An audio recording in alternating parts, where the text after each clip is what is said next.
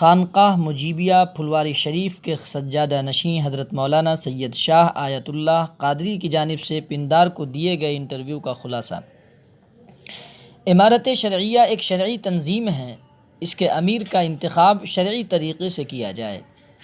اس ادارے کو کسی ایک مسلک یا خاندان کی میراث نہ بنایا جائے۔ اسے عصبیتوں اور ذاتی نسبتوں سے پاک رکھا جائے۔ خانقاہ مجیبیہ کے بزرگوں نے امارت شرعیہ کی نشو و نما کا کام کیا اور سنگین حالات میں اس کو قائم و دائم رکھا۔ اس کے استحکام اور ترقی کے لیے اپنی خدمات پیش کی۔ ان کے بعد دوسرے حضرات نے امارت شرعیہ کی ترقی اور قومی خدمات میں اپنا حصہ لیا۔ الحمدللہ خانقاہ مجیبیہ کے بزرگان جاہ طلبی سے محفوظ رہے ہیں۔ ہمارے علماء اور مشائخ امارت موجودہ تمام تر سربراہی کی اہلیت و استعداد رکھنے کے باوجود کبھی کسی عہدہ کو از خود طلب نہیں کیا، کیونکہ ان کو قوم و ملت کی سربراہی سے زیادہ آخرت کی رستگاری عزیز ہے۔ پہلی مرتبہ امیر شریعت کا انتخاب بیلٹ پیپر سے ہونے کے سلسلے میں سوال پر آپ نے فرمایا کہ امیر شریعت سابع حضرت مولانا سید محمد ولی رحمانی صاحب رحمۃ اللہ علیہ کی وفات سے 2-3 روز قبل، جب کہ وہ ہاسپٹل میں شدید بیمار تھے، ان کے نائب کا اعلان کیا گیا۔ اس کے بعد سارے اختیارات نائب کو دے دیے گئے۔ انہوں نے انتخاب کے لیے ایک 11 رکنی کمیٹی بنائی، جس میں ایک مخصوص گروپ کے حامیوں کو بھر دیا۔ اس کمیٹی میں خانقاہ مجیبیہ کا کوئی نمائندہ نہیں ہے۔ اطلاع کے مطابق کمیٹی کے 2 ارکان نے دل برداشتہ ہو کر اسے استعفیٰ دے دیا ہے۔ اب منمانی طریقے سے سیاسی طرز پر الیکشن کرانے کی تیاری کی جا رہی ہے۔ امارت کے موجودہ دستور کے مطابق مجلس ارباب حل و عقد کے اجتماع میں امیر کا انتخاب ہوتا ہے۔ بانی امارت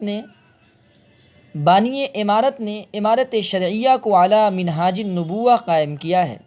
وہ ایک شرعی تنظیم ہے۔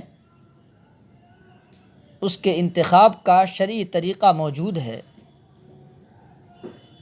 جس پر اب تک انتخاب ہوتا رہا ہے۔ اس کے انتخاب کو سیاسی الیکشن بنا کر بیلٹ پیپر کے ذریعے دلوانا شرع اور دستور کے خلاف ہے۔ الیکشن میں یہ قید کہ اسی کو امیدوار سمجھا جائے گا جس کو امیر بنانے کے لیے ارباب حل و عقد میں سے 151 ارکان نے دستخط کیے ہوں۔ یہ بھی خاص مقصد کے تحت ہے تاکہ متعین فرد کے علاوہ دوسرے کو امیدوار بنایا ہی نہ جا سکے، خواہ وہ بڑا عالم ہی کیوں نہ ہو اور اس منصب کی مکمل اہلیت رکھتا ہو۔ اس لیے یہ غلط اور دستور کے خلاف ہے۔ اس سوال پر کہ امیر شریعت سے متعلق ٹکراؤ کیسے دور ہو سکتا ہے، آپ نے فرمایا امیر شریعت کی کیا صفات ہونی چاہیے وہ دستور امارت میں مذکور ہے۔ جو ضوابط انتخاب میں امیر شریعت کے لیے مشائخ امارت نے تیار کر دیے ہیں وہ احکام شریعت کے عین مطابق ہے۔ حضرت مولانا سجاد رحمۃ اللہ علیہ نے قیام امارت کے لیے جو مکتوب علماء و مشائخ کے نام روانہ فرمایا تھا، اس میں امیر کے لیے پہلی شرط یہ تحریر فرمائی تھی کہ وہ عالم باعمل صاحب فتویٰ جس کا علمی حیثیت سے زمرہ علماء میں ایک حد تک وقار و اثر ہو، تاکہ علماء کرام اس کی اقتدار کو تسلیم کریں، اور صاحب بصیرت ہو تاکہ نہایت تدبیر کے ساتھ احکامات نافذ کرے۔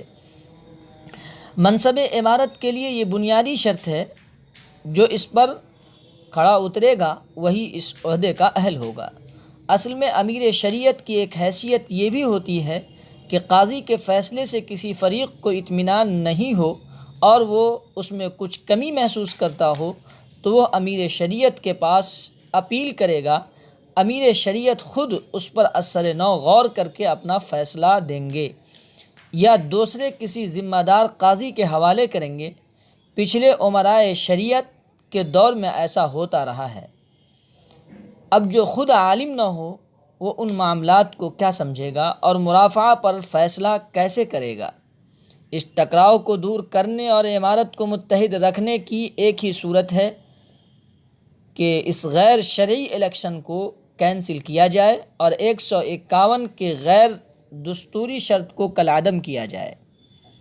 پٹنہ میں جو صدر مقام ہیں ارباب حل و عقد کی میٹنگ بلائی جائے اور اس میں سابق امرائے شریعت کے انتخاب کی طرح کسی عالم باعمل کو جو اس منصب کا اہل ہو اور جس پر سب کا اتفاق ہو سکتا ہو، ارباب حل و عقد 8واں امیر شریعت منتخب کریں، ورنہ عمارت شرعیہ ٹوٹ جائے گی، اسلاف کی امانت اور بزرگوں کی میراث ضائع ہو جائے گی۔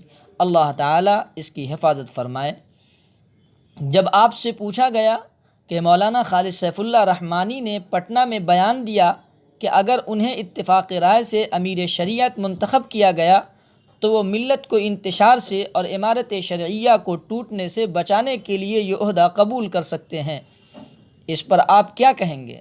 تو آپ نے فرمایا کہ مولانا خالد سیف اللہ رحمانی اس منصب کے اہل ہیں، اس لیے موجودہ حالات کے تناظر میں ان کا یہ بیان بالکل درست ہے۔ میں ان کے اس بیان پر اعتماد کرتے ہوئے ان کی تائید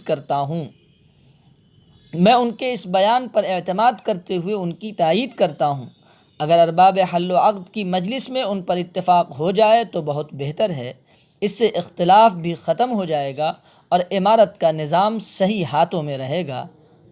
والسلام علیکم ورحمۃ اللہ وبرکاتہ۔